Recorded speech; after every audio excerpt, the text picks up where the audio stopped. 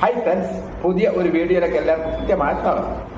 ഇന്ന് ഇന്ത്യയിലെ മൊത്തം അധ്യാപക സമൂഹവും അതുപോലെ തന്നെ വിദ്യാഭ്യാസ മേഖലയിൽ ബന്ധപ്പെട്ട അക്കാദമിക സമൂഹവും ഒരുപോലെ വളരെ വിശദമായിട്ട് ചർച്ച ചെയ്യുന്ന ഒരു വിഷയമാണല്ലോ അധ്യാപക യോഗ്യതാ പരീക്ഷയായ CTET, KTET മുതലായ യോഗ്യതകൾ നേടുന്നതുമായി ബന്ധപ്പെട്ട് സർവീസിലുള്ള അധ്യാപകർക്കും അതുപോലെ തന്നെ ഇനി സർവീസ് കയറാൻ ഉദ്ദേശിക്കുന്ന അധ്യാപകർക്കും നേരിടേണ്ടി വരുന്ന പ്രശ്നങ്ങൾ, ആ പ്രശ്നങ്ങളെക്കുറിച്ച് ഇപ്പോൾ ഇന്ന് വ്യാപകമായ അക്കാദമിക് മേഖലയിൽ ചർച്ചകൾ നടന്നുകൊണ്ടിരിക്കുകയാണ്. അപ്പൊ ഞാൻ ഈ വീഡിയോയിൽ ഉദ്ദേശിക്കുന്നത് ആക്ട് ബാധകമാക്കിയ 2010 മുമ്പ് സർവീസിൽ പ്രവേശിച്ചവരും നിശ്ചിത കാലയളവിനകം അധ്യാപക യോഗ്യതാ പരീക്ഷ കേന്ദ്രത്തിൽ നേടണമെന്ന് നിഷ്കർഷിച്ചുകൊണ്ട് സംസ്ഥാന ഗവൺമെന്റ് ഇളവ് കൊടുക്കുകയും അങ്ങനെ ആ പരിധി കഴിഞ്ഞിട്ടും ഇളവ് നേടാതെ ഇപ്പോൾ സർവീസിൽ തുടരുന്ന അധ്യാപകർക്കുള്ള പ്രശ്നങ്ങളാണ് വളരെ പ്രധാനമായിട്ട് ഗുരുതരമായിട്ടുള്ള പ്രശ്നങ്ങൾ. വിരമിക്കാൻ 5 വർഷം മാത്രം ബാക്കിയുള്ളവർക്ക് പക്ഷേ ബഹുമാനപ്പെട്ട സുപ്രീം കോടതി ഇളവ് നൽകിയിട്ടുണ്ട്. അവർക്ക് ഇനി പ്രൊമോഷൻ ആവശ്യമുണ്ടെങ്കിൽ മാത്രം അധ്യാപക യോഗ്യതാ പരീക്ഷ നേടിയെടുത്താലും മതി എന്നുള്ളതാണ്. KTET യോഗ്യത അല്ലെങ്കിൽ മറ്റ് സംസ്ഥാനങ്ങളാണെങ്കിൽ CTET യോഗ്യത, രണ്ടും അധ്യാപക യോഗ്യത പരീക്ഷകളാണ്. ആ യോഗ്യത നേടിയിരിക്കണമെന്ന് നിർബന്ധമാണ്. ഇല്ലെങ്കിൽ ഈ സുപ്രീം കോടതി ഉത്തരവ് വന്ന് 2 വർഷത്തിനുള്ളിൽ അധ്യാപക യോഗ്യതാ പരീക്ഷ ക്വാളിഫൈ ചെയ്തില്ലെങ്കിൽ എല്ലാവിധ സേവന ആനുകൂല്യങ്ങളും ലഭ്യമായിക്കൊണ്ട് തന്നെ സർവീസിൽ വിരമിക്കേണ്ടതാണെന്നാണ് ബഹുമാനപ്പെട്ട സുപ്രീം കോടതിയുടെ ഉത്തരവിൽ പറയുന്നത്. സർവീസിലുള്ളവർക്ക് എന്തായാലും ഇനി എക്സംഷന്റെ ഒരു പ്രശ്നം വരുന്നില്ല. 2010 മുമ്പേ സർവീസിൽ കയറിയവർക്കുള്ള കാര്യങ്ങൾ ഇനി അത് കോടതി വ്യവഹാരങ്ങളിൽ കൂടിയോ, അതായത് റിവ്യൂ പെറ്റീഷൻ സർക്കാർ കൊടുക്കുന്നുണ്ട്. കേരള സർക്കാർ സുപ്രീം കോടതിയിൽ തിരുത്തൽ ഹർജി കൊടുക്കുന്നുണ്ട്. ആ ഹർജിയുടെ തീരുമാനം എന്താണെന്ന് നമുക്ക് പ്രവചിക്കാൻ വേണ്ടി കഴിയില്ല. പിന്നെ ഇനി ഒരു കോടതി വ്യവഹാരത്തിൽ കൂടി എക്സംഷൻ കിട്ടിയെങ്കിൽ മാത്രമേ 2010 മുമ്പേ സർവീസിൽ കയറിയവർക്ക് അധ്യാപക യോഗ്യത പരീക്ഷ നേടുന്നത് എക്സംഷൻ കിട്ടുകയുള്ളൂ. അത് ഉറപ്പൊന്നും പറയാൻ കഴിയില്ല. 2010 ശേഷം സർവീസ് കയറിയവർക്ക് അങ്ങനെ ഒരു ഇളവ് പ്രതീക്ഷിക്കേണ്ടതില്ല എന്നുള്ളതാണ് പൊതുവിലുള്ള നിഗമനം.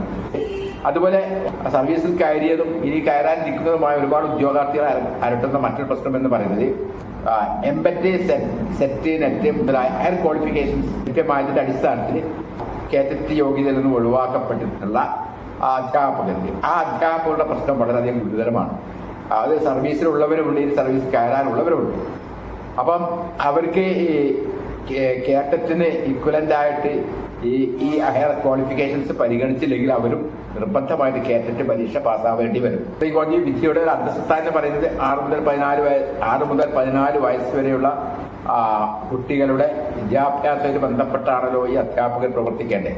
അതുകൊണ്ട് തന്നെ കൃത്യമായിട്ട് ആ ഒരു ഏജ് ഗ്രൂപ്പിലുള്ള കുട്ടികളുടെ വിദ്യാഭ്യാസ മനഃശാസ്ത്രവും അതുപോലെ തന്നെ ടീച്ചിങ് ആപ്റ്റിറ്റ്യൂഡൊക്കെ അതാത് ഏജ് ഗ്രൂപ്പിലുള്ള കുട്ടികളെ ഇപ്പോൾ LP തലത്തിലും UP തലത്തിലും ഹൈസ്കൂൾ തലത്തിലും ഒക്കെയുള്ള പഠിക്കുന്ന കുട്ടികളുടെ ആ പ്രായമനുസരിച്ചിട്ടുള്ള ആ ഏജ് ലെവൽ അനുസരിച്ചിട്ടുള്ള വിദ്യാഭ്യാസ മനഃശാസ്ത്രവും അതുപോലെ തന്നെ ടീച്ചിങ് ആപ്റ്റിറ്റ്യൂഡും ഒക്കെ നന്നായിട്ട് സ്വായത്തമാക്കേണ്ടതുണ്ട്. അപ്പൊ അത് ഹയർ ക്വാളിഫിക്കേഷൻ കിട്ടിയവർക്ക് കൂടുതലായിട്ട് ഈ ഏജ് ഗ്രൂപ്പിനെ അധികം ഫോക്കസ് ചെയ്ത് കൊള്ളണമെന്നില്ല.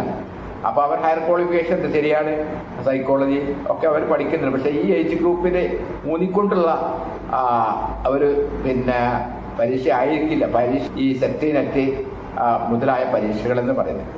അപ്പൊ അതുകൊണ്ട് അക്കാര്യം നമുക്ക് ഒന്നും പ്രവചിക്കാൻ കഴിയില്ല. നമ്മുടെ സുപ്രീം കോടതിയുടെ മുമ്പിൽ ഈ ഉദ്യോഗാർത്ഥികളെ ശ്രദ്ധയിൽപ്പെടുത്തിയിട്ട് ഹർജി നൽകുകയാണെങ്കിൽ ആ ഹർജിയുടെ തീരുമാനം എന്തായിരിക്കും എന്ന് നമുക്ക് പ്രവചിക്കാൻ കഴിയില്ല.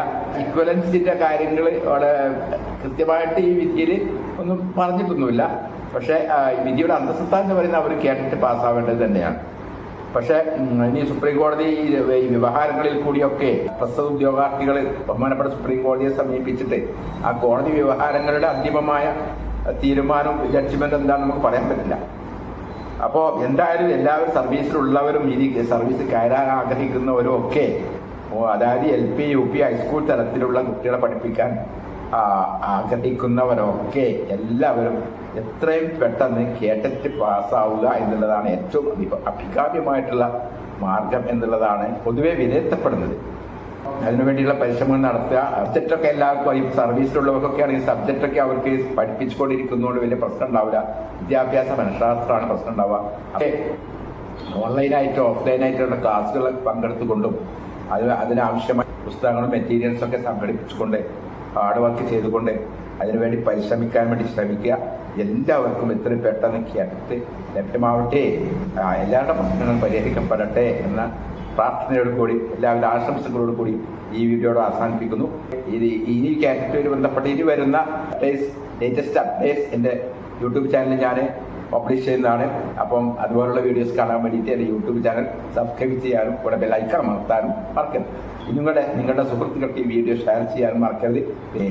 ഈ പ്രശ്നത്തെക്കുറിച്ചുള്ള നിങ്ങളുടെ അഭിപ്രായങ്ങളും നിർദ്ദേശങ്ങളും നിങ്ങളുടെ സങ്കടങ്ങളും സംശയങ്ങളും എല്ലാം ഇതിൻ്റെ കമൻറ്റ് ബോക്സിൽ രേഖപ്പെടുത്താൻ ശ്രമിക്കുക. എൻ്റെ കഴിവിനനുസരിച്ചിട്ട് ഞാൻ അതിന് മറുപടി തരുന്നതാണ്. ഓക്കെ, പുതിയ വീഡിയോ ആയിട്ട് വീണ്ടും കാണാം. Thank you. All the best. Jai Hind.